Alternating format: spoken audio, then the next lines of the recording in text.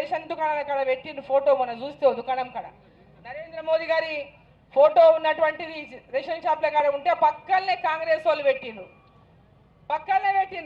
కేంద్ర ప్రభుత్వం 5 కిలోల ఉచిత రేషన్ బియ్యం ప్రతి ఒక్కరికని రాసి పెట్టింది ప్రజలకు తెలవాలని. దాని పక్కనే మళ్ళీ వాక్ పెట్టిండ్రు. అంటే మేము ఇస్తున్నామని చెప్పని ఇంకా వాళ్ళు పెట్టుకున్నారు. అంటే ఎంత సిగ్గులేని వాళ్ళు అయితే పక్కన పెట్టుకుంటారో ఒక్కసారి మనం ఆలోచన చేయాలి. కనీసం ప్రధానమంత్రి ఫోటోతోనే పెట్టాలి. ఆ మంత్రి గారు ఆ ముఖ్యమంత్రి గారు ఇద్దరు కలిసి పెట్టుకున్నారు ఫోటోలు. అంతకుముందు బీఆర్ఎస్లో ఉన్నప్పుడు కేసీఆర్ పెట్టుకుంటుండే ఫోటోలు. ఇచ్చేది కేంద్రం నరేంద్ర మోదీ ప్రభుత్వం, పెట్టుకునేటివి వీళ్ళ ఫోటోలు. కనీసం మర్యాద లేకుండా సిగ్గులేని తనాన్ని ఈ యొక్క గతంలో బీఆర్ఎస్ చేసింది, వాళ్ళని ఈరోజు అనుసరిస్తూ ఉంది కాంగ్రెస్ పార్టీ. ప్రతి ఒక్కరు ఈరోజు ఇంతకుముందు చెప్పిన అరవింద్ గారు 6 గ్యారంటీల విషయం. 6 గ్యారంటీలు అమలు కావాలంటే కేంద్రంలో కాంగ్రెస్ రావాలని మాట్లాడిన మాటలు వినిపించండి మీకు అందరికీ. కేంద్రంలో కాంగ్రెస్ పార్టీ అధికారంలోకి వచ్చేది కల్లాల సంగతి దేశ ప్రజలకు అందరికీ తెలుసు. అధికారంలోకి ఏడ ఉందని వస్తుంది. తెలంగాణలో కర్ణాటకలో పార్లమెంట్లు వాళ్ళు సీట్లు గెలిస్తే కదా వచ్చేది.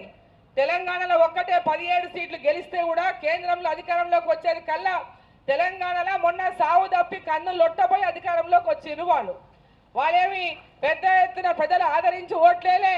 6 గ్యారంటీలు, కేసీఆర్ను ఓడించాలి, Bharatiya Janata party BRS party ఒకటే, ఇట్లా అనేక అబద్ధాలు చెప్పి అధికారంలోకి వచ్చింది కాంగ్రెస్ పార్టీ. రేపు ఈరోజు బీఆర్ఎస్ కోటేసినా కాంగ్రెస్ కోటేసినా అవి మోరీలో వేసినట్టే. ఈ పార్లమెంట్ ఎన్నికల్లో నరేంద్ర మోదీ గారికి కమలం పువ్వు గుర్తుకేస్తేనే మన భవిష్యత్తు, మన దేశ భవిష్యత్తు, మన పిల్లల భవిష్యత్తు అని చెప్పి సందర్భం నేను తెలియజేస్తా ఉన్నా. మొన్న ఓటు వేసినారు ఆయన. ఈరోజు 6 గ్యారంటీలు అమలు చేయాల్సిన బాధ్యత రాష్ట్ర ముఖ్యమంత్రి పైన ఉంది.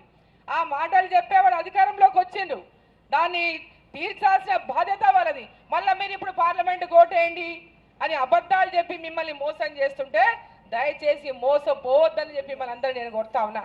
వాళ్ళు ఇచ్చినటువంటి హామీలు నెరవేర్చే వరకు భారతీయ జనతా పార్టీ పోరాటం చేస్తుంది.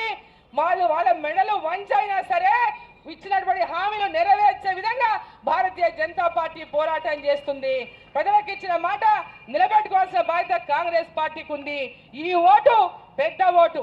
దేశంలో ప్రధానమంత్రి ఎవరు అని నిర్ణయించినటువంటి ఓటు.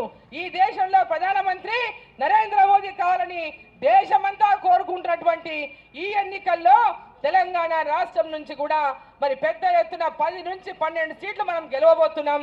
ఇక్కడి నుంచి కూడా కమలం పువ్వు గుర్తు మీద ఓటేసి ఇక్కడ మీ పార్లమెంటు సభ్యుని భారీ మెజార్టీతో గెలిపించాలని చెప్పి మిమ్మల్ని అందరినీ కూడా కోరుకుంటూ